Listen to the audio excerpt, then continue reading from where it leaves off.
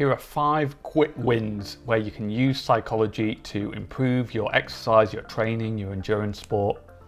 So number 1 is values over goals. We often use goals to motivate ourselves. We set a certain target. I want to run 1,000 kilometers this year. I want to do this race. I want to do so many steps per day. And these goals can be useful, but also remembering more about our values of what are we trying to achieve. Are we trying to build our physical health? Are we trying to improve our mental health? Are we trying to set a good example for our children? And the reason that these are valuable is that goals come and go. So what happens the day after the big race? Do you suffer that kind of post-race depression? What happens when you get injured and suddenly you can't do that number of steps per day? Then suddenly your goal is in bits and there goes your motivation.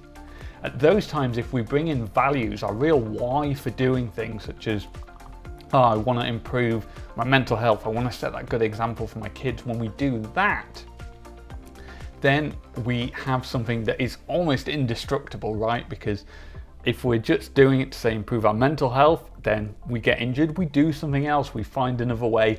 That value keeps being important to us even after that race day has gone or that goal is achieved and we've ticked that off and now we're looking for something else. Number 2 is make a plan for when times get tough. If you're doing something like a marathon or an ultra, it's gonna hurt at some point. And even if you're just training for something, like maybe you're training for your first 10K, there's gonna be some days where you just don't want to get up and go for that run in the morning. Well, these are great examples of when to have a plan ready. So some things are practical things we can do, like for example, we tend to run out of energy in long runs when we forget to eat, when we forget to drink. So when we start feeling that mood drop, we can check, okay, am I eating, am I drinking? But we can also bring in some great self-talk here. So when it really starts hurting, what are you gonna say to yourself? Maybe something like, I knew it was gonna hurt and I'm determined to keep going anyway. Or I am someone who faces hard challenges and so I'm gonna face this one as well. Having that self-talk ready for when it gets tough means it's easier for us to bring it to mind and to use it when we need it. Number 3 is mindfulness. What could you do right now? Well, a mindfulness practice. You can do that anywhere. You can do that in your living room, in your bed, at work, wherever you've got space. And mindfulness is all about observing our thoughts without judgment. Really important for triathletes and endurance athletes because we're going to get a lot of negative thoughts. We're going to get a lot of unpleasant bodily sensations when we're really pushing our bodies. And so to be able to observe what's going on without getting emotionally caught up in them is really powerful. Also, especially triathletes tend to have a really busy schedule and we tend to be running all over the place. So if we can take just that 10 minutes to chill out and to allow us to bring ourselves back down, really valuable in terms of keeping ourselves healthy. So there's a range of mindfulness apps. There's also a video of mindfulness practice for beginners on this channel, so check that out as well. Another thing you could do is yoga, because again, that uses a lot of mindfulness. It uses a lot of slowing down, especially if you avoid the power flows and stick with the slower classes. Really good way if you're an endurance athlete with a heavy schedule to chill out, to do some breathing, to do some slower postures that bring the body down a little. What could you do now? Well, you could go book a class, great way to do it.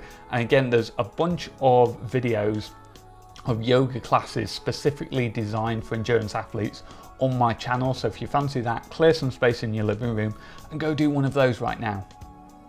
Number 4 is dwell on your victories. Typically what we want as athletes is confidence. We've got a big race, a big event, a new distance coming up, and we're trying to build confidence and feel good that we can do it.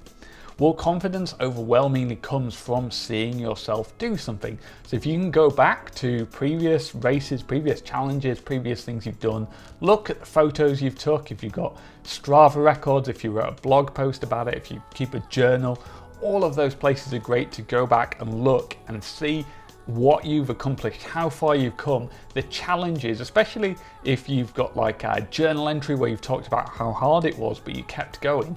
That's a wonderful thing to read before your next challenge, because it reminds you that you have a proven track record of taking on hard challenges and completing them. And so if you can bring that in, that will really build your confidence going forward. Number 5 is make a social contract. Having a social network is brilliant because it's good for us as humans, and also there's some evidence that it can reduce injuries if you have a great support network.